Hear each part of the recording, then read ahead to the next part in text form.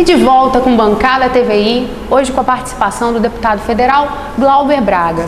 Deputado, falando um pouquinho mais aqui sobre a nossa região noroeste, o senhor falou que teve teve a participação em Aperibé, o senhor faz essa parte bem participativa, essa emenda participativa. Me conta um pouquinho aqui na nossa região, o que o senhor já teve a oportunidade de estar presenciando e de estar vivenciando aqui? Eu já tive a oportunidade aqui, inclusive, de apresentar um conjunto de emendas parlamentares para os municípios, emendas algumas delas que já estão empenhadas. O que é o empenho? É a reserva financeira no Ministério. É a demonstração de que aquele recurso, se o município fizer a sua parte mandando todos os projetos, ele vai ser liberado. E aí eu posso te dar aqui alguns exemplos. Alguns muito positivos e outros nem tanto assim, por dificuldade, porque quando uma emenda é apresentada, você pode ter o corte por parte do governo federal. Normalmente das 15 milhões, o governo libera 7 milhões e meio, 8 milhões. O resto, normalmente, eles estabelecem um corte, que a gente não considera muitas vezes o justo, mas acaba acontecendo. Mas vou te dar alguns exemplos. Município de Aperibé, a gente conseguiu lá, junto com a prefeitura, agora a aprovação e assinatura do contrato para um centro de formação profissional. É um CVT que vai estar qualificando as pessoas. A gente conseguiu também, agora no município de Cambuci, um muro de contenção que já teve o seu empenhamento, a sua reserva financeira em Brasília. Aqui no município de Itaperuna, infelizmente, foi apresentado um belíssimo projeto de prevenção a jovens em situação de drogadição, mas a gente teve uma dificuldade. Apesar do projeto estar redondo, o governo federal fez um corte. Eu estou inclusive assumindo o compromisso aqui com o município de Itaperuna de reapresentar essa proposta, mas não foi uma responsabilidade da cidade. Nesse caso em específico, foi uma responsabilidade de fato do governo federal que fez um corte. E essa proposta do senhor era baseada no quê?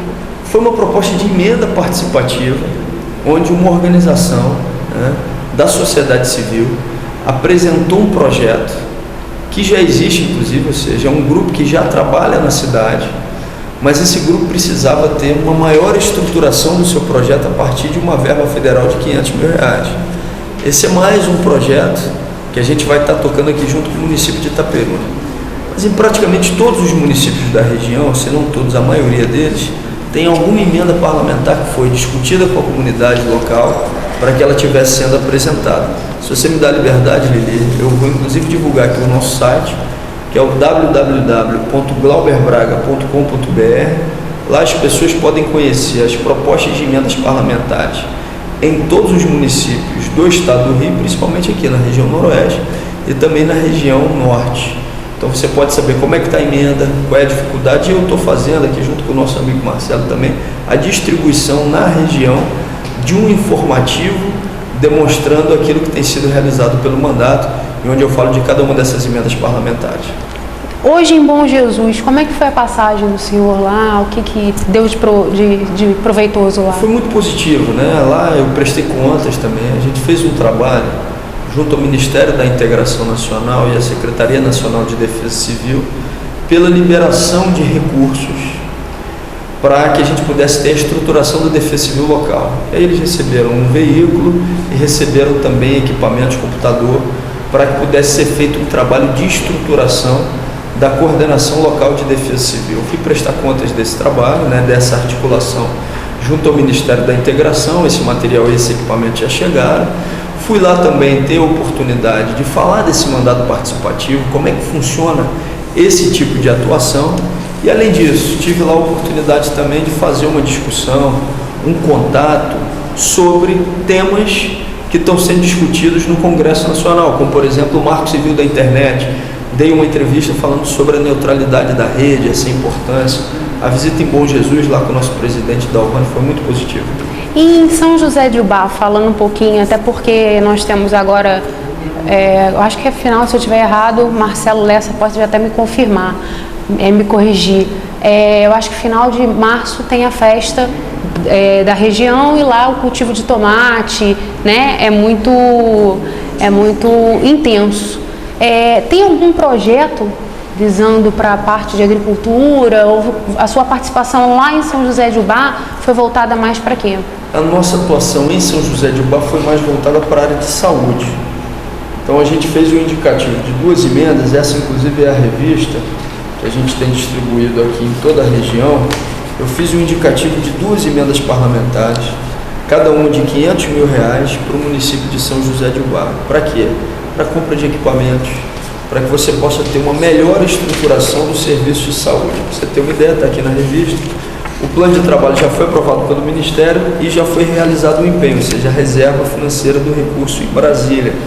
Então, em Ubá especificamente, atendendo a solicitação do município, a gente trabalhou 2 emendas, cada uma de R$500 mil na área de saúde. Outro município é a Santo Antônio de Pádua, não é? Isso. E como é que vai ser a participação lá? Em Pádua, a gente fez a liberação de emendas de R$2 milhões que a gente disponibilizou para o município de Pádua e principalmente de ações de infraestrutura urbana. A gente fez a liberação lá e foi também realizado um empenho, obras de infraestrutura urbana para o bairro do Carvalho. Então esse recurso também já foi empenhado para o município de Santo Antônio de Pádua, R$1 milhão essa emenda, e no orçamento desse ano eu indiquei mais de R$1 milhão também para o município de Santo Antônio de Pádua, lá com o prefeito Josias. E em Talva tem algum projeto também, alguma indicação? Então fala pra gente como foi em Talva. Também. Em Talva a gente fez um indicativo de emendas na área de saúde e a gente teve lá a indicação, a gente espera que a emenda seja empenhada esse ano também no município de Talva, emenda de R$500 mil para esse ano de 2014. Prolongando um pouquinho, vamos estender Cardoso Moreira. Em Cardoso Moreira a gente teve 2 momentos distintos. Antes do prefeito GG assumir o mandato, a gente conseguiu uma verba do Ministério da Integração para compra de patrulha mecanizada para dar atendimento à agricultura. Mas a administração anterior, infelizmente, não conseguiu fazer o encaminhamento de todos os documentos que eram necessários. Então, já nesse mandato, agora como prefeito GG, a gente conseguiu uma emenda de R$500 mil para a área de saúde, que, entre outras coisas, pode ser para a compra de uma unidade móvel. Essa emenda também já foi colocada e a Prefeitura apresenta aí o projeto até o dia 21 de março. Deputado, falando um pouquinho sobre lei, o senhor é autor de uma lei que me passaram da equipe do senhor, que retrata, parece que é o Estatuto de Proteção à Defesa Civil. Isso. Explica para o nosso telespectador como que é isso, de onde partiu essa ideia, esse projeto. É a chamada Lei 12.608, que é o Estatuto de Proteção e Defesa Civil. A gente sofreu no estado do Rio de Janeiro, do dia 11 para o dia 12 de janeiro de 2011, a maior tragédia climática do Brasil, que foi a tragédia da região serrana do Rio. E eu assumi o mandato no olho do furacão, no momento em que a tragédia estava ocorrendo. Eu fui escolhido relator de uma comissão especial que tinha que objetivo? Apresentar uma proposta de medidas preventivas a desastres. Porque até então você só tinha legislação que trabalhava a resposta, ou seja, como é que vai atuar depois que o desastre já aconteceu. É importante, mas é importante também atuar na prevenção da ocorrência de desastre. O que essa lei faz? Essa lei é quem hoje tem a oportunidade de determinar todas as relações da defesa civil no Brasil. Então ela estabelece que, por exemplo, você tem que inserir nos currículos escolares, essa foi uma modificação, na Lei de Diretrizes e Bases da Educação, o tema prevenção e redução de riscos de desastres no ensino fundamental e no ensino médio. Coisa que não acontece e realmente é fundamental. É muito importante.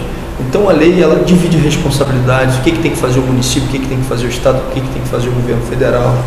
Mas a lei, ela tem um caráter claramente de fortalecimento da defesa e da proteção civil e um fortalecimento também de uma política de prevenção à ocorrência de desastres. E é fundamental, né, deputado, realmente incluir nesse ensino, levar ao jovem, né, aos adolescentes, um pouco desse conhecimento, né, da atuação, da proteção em relação à defesa civil? É importantíssimo, e a gente não está inventando a roda, ou seja, nós não somos os primeiros a fazer isso. Você vai lá no Japão, que sofre normalmente com os terremotos, que sofre com grandes tragédias e desastres, desde muito pequenininhos os japoneses estão lá na escola aprendendo, fazendo simulado, ou seja, se adaptando a uma situação de risco que eles vivenciam. Aqui a gente não tem terremoto em grande escala, mas a gente tem desastres em grande escala, como por exemplo o deslizamento de encostas, como por exemplo as enxurradas, as inundações.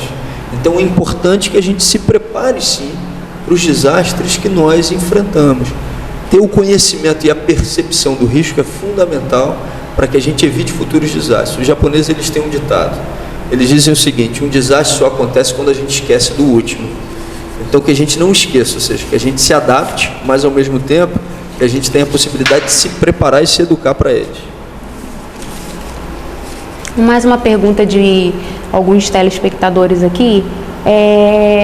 Em tanto que se fala sobre a polêmica que aconteceu aí de manifestações, né? Alguns nós tivemos a tragédia no Rio, que vitimou um colega de trabalho, sem ser jornalista ou não, acabam tendo essas confusões.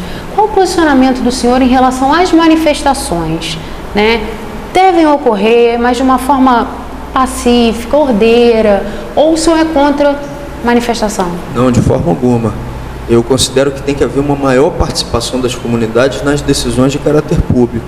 Eu acho que a presença das pessoas na rua, num primeiro momento, teve exatamente esse sentido. Ou seja, as pessoas queriam mais saúde, mais educação, é verdade, mas elas queriam mais do que isso. Eu estava dentro do Congresso Nacional, quando teve aquela grande manifestação na frente do Congresso. E eu sou vice-líder do PSB na Câmara, e eu fui dirigido pelo meu partido para fazer uma reunião com o presidente da Câmara e com o presidente do Senado, o Renan Calheiros. E eu falei para o Renan Calheiros e para o presidente da Câmara o seguinte: olha, presidente, as pessoas estão aqui fora solicitando melhores condições de saúde, é verdade. As pessoas estão solicitando melhores condições de educação, é verdade. As pessoas estão querendo mais habitação, é verdade, mas elas estão querendo muito mais do que isso. As pessoas estão aqui fora dizendo, e a gente tem que se adaptar a essa nova política, que elas querem ser protagonistas. Elas não querem que a gente chegue com um pacote pronto dizendo que aquilo tem que ser empurrado goela abaixo das pessoas. Elas querem trabalhar em conjunto para que as políticas sejam formatadas e tocadas conjuntamente. Então eu considero da mais alta importância que a gente tenha um processo de organização social, de manifestações pacíficas, de reivindicação de direitos, mas é importante que tudo isso venha com uma pauta também definida. Ou seja, porque um movimento, ele tem que ter a reivindicação de determinadas pautas, porque senão ele acaba virando em determinados momentos um movimento que não tem uma cara definida. Ou seja, eu acho que é importante sim, você está se organizando, você está na rua, você ter a possibilidade de ocupar os espaços públicos, mas é importante você definir a sua pauta de reivindicações. Até porque, infelizmente, a gente sabe que pode acontecer de pessoas infiltradas para tentarem prejudicar, né, alguns movimentos, tanto de jovens quanto alguns movimentos que acontecem hoje em dia. A gente percebe que existem pessoas, né, ou de oposição, mas que se infiltram para realmente deturpar essa visão dessa manifestação. De um lado e de outro, às vezes do próprio governo, ou seja, o governo infiltra pessoas do outro lado da manifestação, ou seja, determinados governos estaduais, para que a violência possa se recrudescer e para afastar as pessoas de futuros manifestos. Então, tem que ter cuidado, porque pode ter gente infiltrada de um lado e de outro. Nós vamos dar mais uma parada para o intervalo e já já eu volto com Bancada TVI.